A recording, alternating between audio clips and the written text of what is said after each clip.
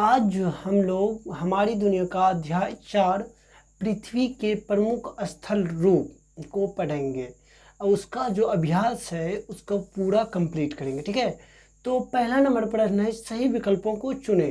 First है, बिहार में सोन नदी किस तरह के क्षेत्र से होकर गुजरती है। जो बिहार में जो है सोन नदी जो है वो मैदानी क्षेत्रों से होकर गुजरती है।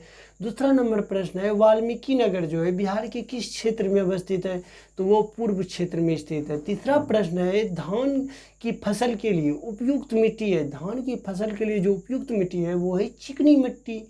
चौथा नंबर प्रश्न है, पठार की जो ऊपरी सतह होते हैं उसे यहाँ वो जो होता है वो कैसा होता है, सपाट होता है। ठीक है।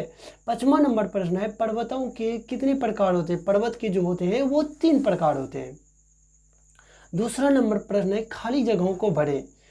तो फर्स्ट है, बिहार के अधिकतर भाग डैश नदी के दोनों ओर मैदानी भाग होते हैं। वो तो है गंगा नदी के दोनों ओर जो होते हैं मैदानी भाग होते हैं। दूसरा है, डैश को संसार का छत कहा जाता है। पामीर पठार को जो है वो संसार का छत कहा जाता है, पामीर पठार को। ठीक है। तो तीसरा नंबर प्रश्न है, पहाड़ों की कितनी लंबी श्रृंखला डैश श्रेणी कहते हैं। मतलब पहाड़ों की लंबी श्रृंखला को जो है हम लोग, पहाड़ों की अगर लंबी श्रृंखला हो तो हम उसे पर्वत कहते हैं। शिमला और कश्मीर देश के प्रमुख डैश पर्यटन स्थल के उदाहरण है। केंद्र हैं, केंद्र पर्यटन स्थल। मतलब शिमला और कश्मीर में जो है केंद्र हैं देश के पर्यटन स्थल में।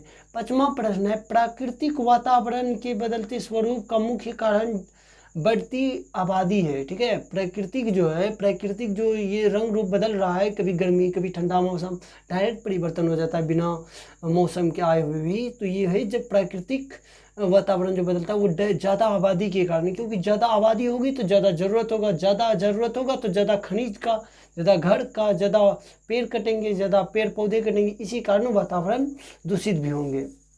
तीसरा नंबर प्रश्न है, सही मिलान करें। तो पहला का जो है भ्रंश पर्वत का खो हो जाएगा, सतपुड़ा पहाड़ी। दूसरा नंबर वलित पर्वत का हिमालय हो जाएगा। तीसरा का प्राचीन पठार का दक्कन क्षेत्र। चौथा का निक्षेपात्मक मैदान का हंगरी का मैदान हो जाएगा। और ये है चौथा का हो गया निक्षेपात्मक मैदान का हंगरी का मैदान। और चौथा नंबर प्रश्न है, निम्नलिखित प्रश्नों का उत्तर दे। पहला है, चौथा का पहला है, मैदानी क्षेत्रों की क्या क्या विशेषताएं होती है। मैदानी क्षेत्र में जो है वो नीची और समतल भूमि का प्रदेश मैदान कहलाता है। मतलब वो जो नीची और समतल, मतलब एकदम साधारण से बराबर भागों को हम मैदानी क्षेत्र कहते हैं। उसमें बड़ी विशेषता यह है कि वे समुद्र से ऊंचे या नीचे हो सकते हैं, परंतु समीपवर्ती पठार या पर्वत के ऊंचे नहीं हो सकते। मतलब वो उसे डायरेक्ट ऊंचा नीचा नहीं होता। और मैदान जो है वो 3 प्रकार के होते हैं, अपरदन मूलक मैदान, निक्षेपण मूलक मैदान, रचनात्मक मैदान। मैदानी क्षेत्रों में जीवन यापन के लिए जल, भोजन, आवास है, परिवहन की सुविधाएं बहुत आसानी से उपलब्ध होती है। ऐसी क्षेत्रों में सड़क का मार्ग, रेल का मार्ग, अन्य सुविधाएं आसानी से प्रदान की जा सकती है। इसीलिए यहाँ मैदानी क्षेत्र में अन्न उत्पादन के लिए भी प्रसिद्ध है। ठीक है।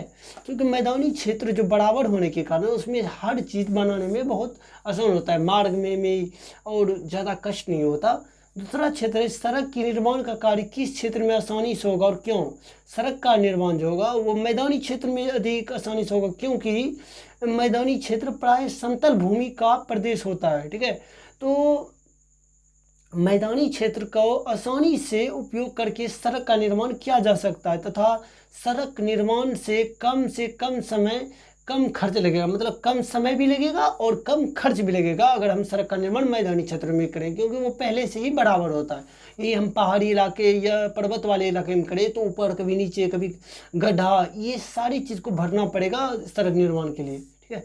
तीसरा नंबर प्रश्न है, पर्वत पठार और मैदानी का दोहन किस कारण से, मतलब कि इस पर क्या प्रभाव पड़ा। मतलब पर्वत और पठार और मैदान के दोहन से इस पर क्या प्रभाव पड़ा। तो बढ़ती जनसंख्या के कारण पर्वत, पठार और मैदान क्षेत्रों का दोहन हो रहा है। इससे प्रदूषण की समस्या बढ़ी। सड़क का निर्माण के लिए पहाड़ पठार काटे जा रहे हैं, जिससे जो है यह विलुप्त होते जा रहे हैं तथा मैदानी क्षेत्रों में परिवहन, जल, समतल भूमि होने के कारण जनसंख्या बढ़ रही है, उसका जो ज़रूरत भी बढ़ रहा है। इसीलिए पहाड़, पठार, मैदान तीनों का दोहन हो रहा है। ठीक है।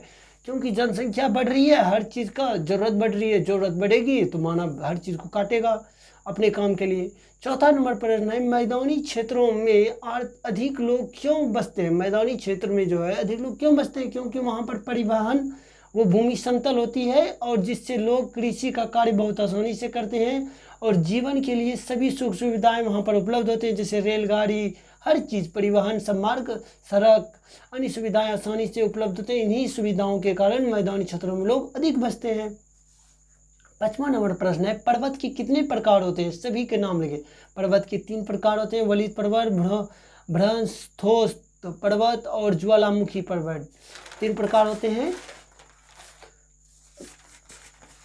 तो ठीक है, पर्वत के जो 3 प्रकार होते हैं आप जान गए। तो अगर आपको वीडियो अच्छा लगा है और अगर आपको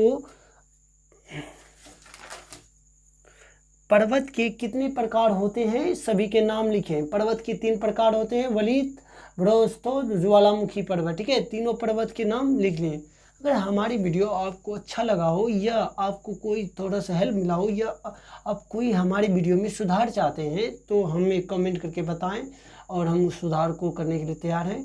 धन्यवाद। और अगर आपको आगे की वीडियो चाहिए और साथ में पीछे वाले भी वीडियो चाहिए अभ्यास के, तो हमारे प्लेलिस्ट को में जाके देख लें। पीछे की वीडियो जो है तीनों चैप्टर का वो दिया हुआ है और आगे भी आता रहेगा। 6 से 10th क्लास के लिए है ये चैनल। धन्यवाद।